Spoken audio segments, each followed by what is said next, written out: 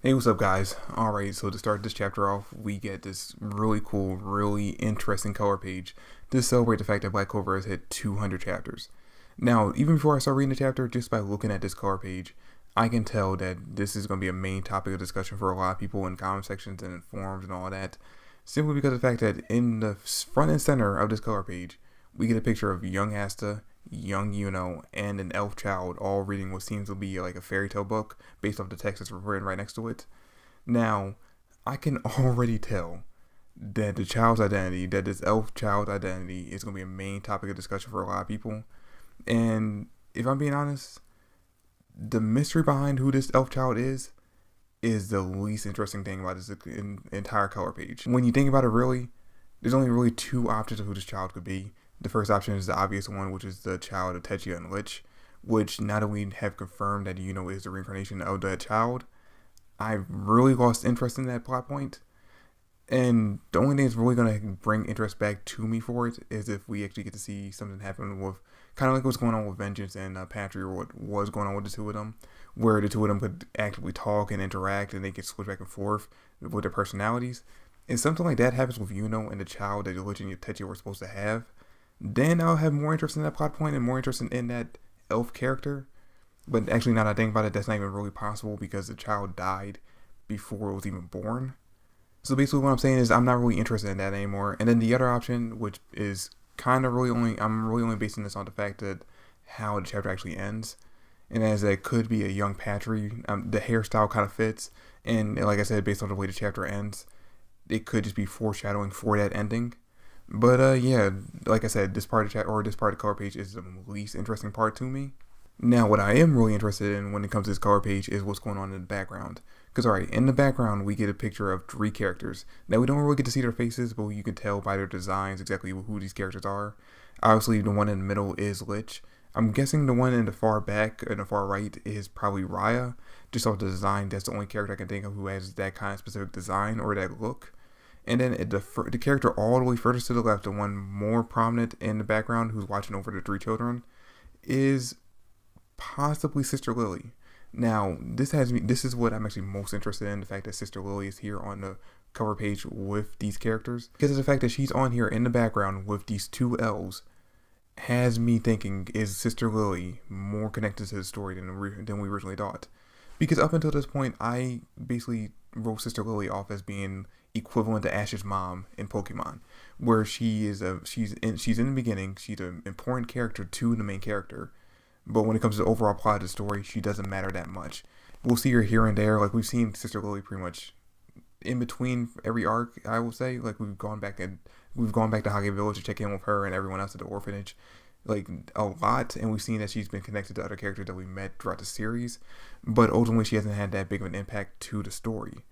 But if this color page is foreshadowing anything, it could possibly mean that Sister Lily is more connected than we originally thought. Now, just looking at this color page before I even started reading the chapter, the second I recognized that Sister Lily is possibly one of the characters in the background, I spent about 10 minutes just kind of thinking of possibilities and theories and like going back in my mind about like any foreshadowing that, you know, her character could have done to like future events or events that's going on right now. And honestly, I could spend 20 minutes going over theories and all that about what's going on, but to save time on this video, I'm just going to kind of draw a wild theory and say that Sister Lily is somehow connected to the first Magic Emperor. You know, maybe she's his descendant or his reincarnation, something like that. And of course, I could be wrong. It could just be simply the fact that she's like the motherly figure to Asta and Yuno, and that's the reason why she's watching over them. And then again, with Lich being there, since he is the technically father of Yuno's, or the person that Yuno's a reincarnation of, he would be there to watch over them as well. The only question then is if that's the way they're going, or the way Tabayuki's going with it, why is Raya there? So we open up the chapter with Mimosa healing Raya, and I'm not sure if I ever brought this up in my own reviews. I know people have commented this in past videos I made, and I've seen this in forums and comment sections and all that shit of other videos. But we get a direct reference to the fact that Mimosa not only looks like Techia, but has the same kind of personality as her when she's healing Raya, and Raya has a flashback to Techia saying things similar to what Mimosa was saying in this chapter. So I kind of find that interesting, the fact that we are referencing directly the fact that she does look a lot like and act a lot like the way Techia did back in the day. Now, maybe this is kind of a hint that Mimosa is the reincarnation of Techia, which is kind of interesting because now that I think about it, Mimosa's kind of the only character or only real character we know about in the Golden Dawn that didn't get reincarnated as an elf. And you know what? That actually would be a kind of cool reveal if later on, like in the series, like something happens and somehow, some way, Techia, like the reincarnation magic just took a while to activate, and Techia awakens inside Mimosa, and the two of them kind of like work together to save everyone using healing magic. I don't know. It would be kind of cool. It would be kind of interesting. It'd be kind of something for her to do and kind of make her more important to the story overall if Mimosa is revealed to be Techia's reincarnation. So we cut over to Nozel, Asta, and Yuno, and basically the two of them had to convince Nozel not to kill Patry because he's sharing a body with William. And they kind of brought it up in the last chapter, like that Yuno knew that Patry and William were the same person, but they kind of gloss over how exactly he knows this in the chapter. It basically just comes out to him having a feeling.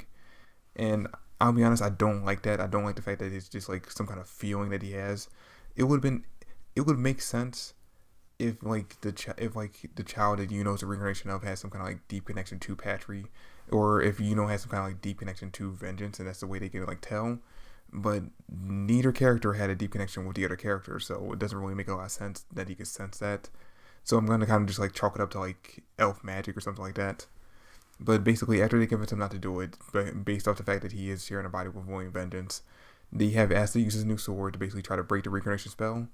And once he does, basically him and Patry just get like completely enveloped in anti-magic. And then during this moment when Asta is basically enveloped in anti-magic and trying to break the spell, he gets a rush of parts and bits and like pieces of Patry's memories. And he gets kind of overrun with all the hatred and like sadness and depression that Patry is going through. And then the bulk of the chapter basically comes down to after Asta uses anti-sword or anti-magic sword to kind of start to break the reincarnation spell, they get kind of transported into like the inner mind of Patry, where we actually get to see William Vengeance kind of like, it's kind of very creepily, he's stuck inside of a tree, like just you can only see his head. And we see Patry freaking out and like, getting even more depressed and even more hatred towards humans. And it basically comes down to the same conversation that Naruto had with Obito to convince him to join their side in the final battle. That's basically what happens here. Is basically Asta yells at Patry until he decides to join up with them to basically kind of make amends or kind of like make right everything he's done by being tricked by the demon. So Asta's main argument when he's yelling at Patry is basically coming down to the fact that just like how Patry can't forgive humans for what they did to the elves, Asta basically says that he can never forgive Patry for what he did to basically the fact that he killed Julius. He took humans hostage in order to do it. And he's basically hurt everyone by, reincarnating all these elves and basically causing all this chaos and killing people off. And basically Asta says, I can never forgive you for doing all this. But even more than that, I could never forgive you if you just give up now after causing all this pain and destruction. He basically tells Patry that he has to man up and make right what he did. Which Patry basically comes out to says, you know what? Yeah, he kind of just gives in. He kind of just gives in and says, you know what? Yeah, I'm going to do it. I'm going to see this through to the end. I made these are mistakes that I made. I chose to make these mistakes, and now I'm going to make them right. And basically, it's basically coming down to Patry is going to die. Like, it's literally just going to end with Patry dying at the end of this arc. It has to end that way. You could tell just by the way Patry looks at the end of the chapter where he has like that half dark eye where you see he still has the demonic energy inside of him.